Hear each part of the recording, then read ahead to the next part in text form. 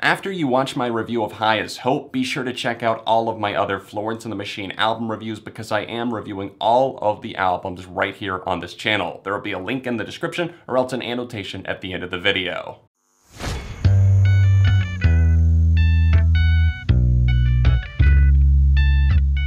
What's up everyone, John from ARTV. I'm very excited to talk to you about the fourth studio album by the alternative act from England, Florence and the Machine. The new record is titled High as Hope, and it's a captivating title. It's something that struck me ever since I found out about it after hearing Sky Full of Song. Now initially we didn't get that confirmation, but I figured that this would actually be the title, and I really did enjoy that song. It's something that had me kind of floating up there in the atmosphere, just like the title would imply. Now, over the years, Florence and the Machine have truly evolved and changed while remaining very true to Florence Welch herself, and also just in general staying true to not just a certain sound, but a certain aura, I suppose. And at the center of it all, you have Florence Welch, who is an incredibly talented and skilled vocalist, songwriter, and just performer in general. In the past, from Florence and the Machine, we've seen everything from grandeur and epicness, like on Ceremonials or Sections of Lungs, but also stuff that's a little bit more grounded and down to earth.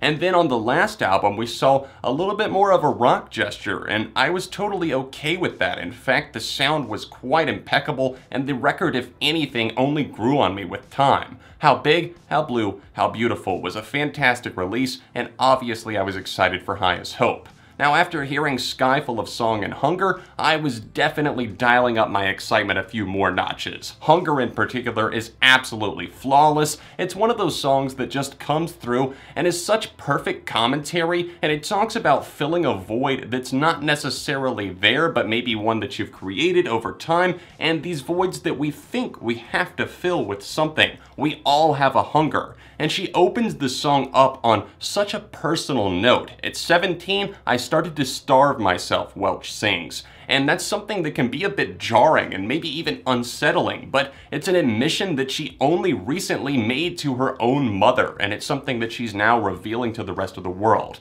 And that's why I have to say High as Hope as an album is definitely the most intimate experience that I feel we've ever had with Florence. In many ways, this feels like a springtime record, almost like a sit down with Mother Florence and let's hear a story, because I feel like some of the tracks, especially South London Forever, and even 100 Years, Patricia, it feels like we're almost reading out of her diary, and I mean that as a very high compliment, meaning that it does feel personal, but also very well thought out. Not scripted, but still put across in a way that it does get you to know her better as a person, but it also, I feel like, gives the listener something that they can take away and apply to their own lives, possibly, or even if they just come away with a cool story, then there's nothing wrong with that either. High as Hope as an album rolls out in a format that feels very, very lush and very much here on planet Earth, if you will. Like I said, it reminds me of springtime and just something that does feel intimate, and in the past we've gotten Florence that feels larger than life, extraterrestrial, reaching for the cosmos, if you will. But here we get something that is still in the same vein and coming from the same heart, obviously, but the way that she transcribes her feelings is something that I think a lot of people will relate to and connect to even more. I'm not saying that this is the best Florence and the Machine album, but this is just a different avenue that I'm happy she's exploring. Digging in and unpacking some of the songs on this record, we open up on June. This is a moment that does feel very deeply personal, the way that it's rooted and the way that it's written. It does feel very poetic in the way that it's thought out, and the lyrics are quite vivid here in their descriptiveness. Grace is a track with a very, very fitting title, considering her sister, her younger sister, is actually named Grace, and also Grace is an act that refers to maybe being forgiving or to being patient, just having a lot of good qualities to you.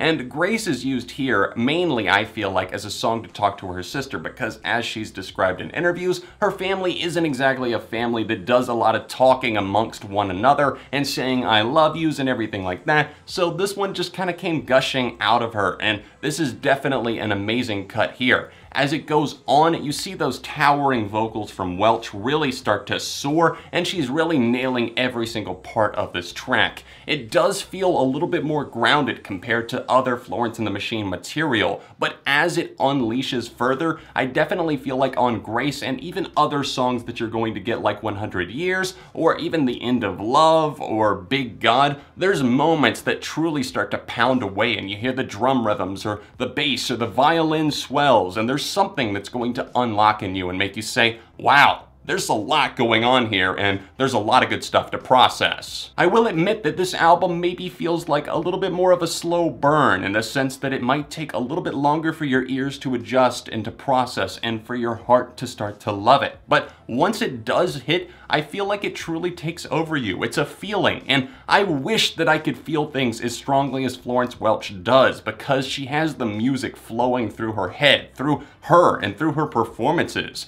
And she feels so strongly about it that sometimes it can be a problem, and she addresses that on the closing track for this record, titled No Choir. It starts off in an a cappella fashion, something that I truly do love. Her voice obviously sounds pitch perfect, just a fantastic performance that truly does sound great and very pleasing to the ears. But as we get into this song, it seems like it's talking about the fact that she does struggle to find that in-between place where she's either so high off of performing and that energy and that buzz that she feeds off of from the audience, and then just coming back home and just sitting alone, as she addresses at the start of this song, with maybe somebody else, and it just feels weird. So she's working on finding that middle ground that truly does work for her, maybe stripping away the choir, so to speak. I want to talk about a pair of songs that come back to back, and those are Patricia and 100 Years, because they both, in different ways, remind me a lot of both Ceremonials and How Big, How Blue, How Beautiful. Kind of like a mixing and mashing of their past two records, and in a very, very good way. We'll start with Patricia because that one vocally and in terms of the percussion on this track really does remind me of something like on the last record, and vocally maybe a little bit more Ceremonials,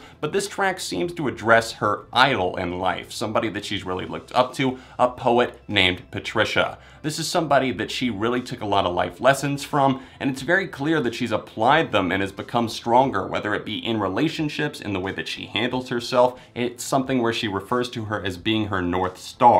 And this track maybe isn't my favorite, but it truly has grown on me a whole lot since I started playing High as Hope. And then immediately after that, we get 100 Years, and this one is truly powerful. It's evident right away from the lyrical content, but it seems to be like a woman's empowerment anthem. And it's something that does address everything from the Me Too movement to really just empowering yourself. And there's some lines on here that are just very sly, like she's got something hidden up her sleeve and then she just unleashes it like a venomous snake. The musicianship on this track is unparalleled. It's very fitting for the track, and it goes into epic and grandiose territory that I absolutely adore. This is hands down one of the best songs here and deserves all of the praise. Florence conjures up almost a witch-like persona on Big God, which is a looming, dooming, almost scary tune that I absolutely love her presence on. The keys here are so dynamic, but also have like a theatrical flair to them, and the way that those drums kind of kick in the background. It's a minimalistic song in a way, but her performance is by no means minimal. I think that she stands out in a big way here, and I'm so glad that this was pushed as the second single. It got an amazing music video to go along with it. I love the dancing and just the way that she's able to translate what the song is about into the music video and the dancing somehow. It's weird because I feel like sometimes dancing videos can get gimmicky, but not with Florence and the Machine. And on this track, she kills it in every single way.